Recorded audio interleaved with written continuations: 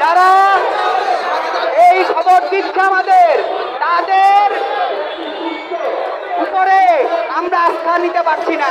তাই আমরা সরাসরি সরকারের দায়িত্বশীল অবস্থান থেকে আশ্বাস চাই, এই মামলা প্রত্যাহারে সরকার আপিল করবে।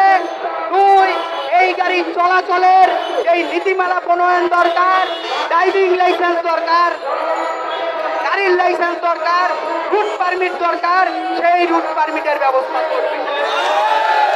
বন্ধুগণ, আমরা সরকারকে স্পষ্ট করে বলে দিতে চাই,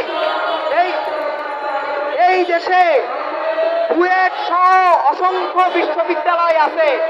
জনগণের ট্যাক্সের টাকায় এই প্রকৌশল বিশ্ববিদ্যালয়গুলো চলে। এর মতো প্রতিষ্ঠান আছে, এই প্রতিষ্ঠান জনগণের ট্যাক্সের টাকায় চলে।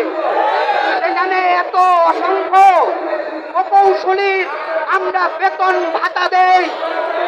এই প্রকৌশলীরা যদি উদ্ভাবনীর ক্ষমতা না থাকে, তাহলে এই কর্মকর্তাদের আমরা কেন পালি? আমরা সরকারের কাছে এটা জানতে চাই।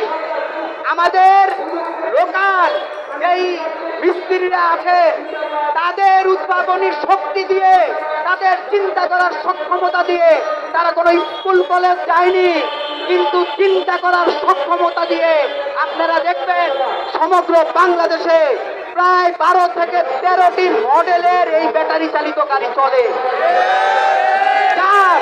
3 থেকে 4টি গাড়ি অনেক নিরাপদ হিসেবে বিবেচিত। এটিকে প্রয়োজনে পরীক্ষা করেন।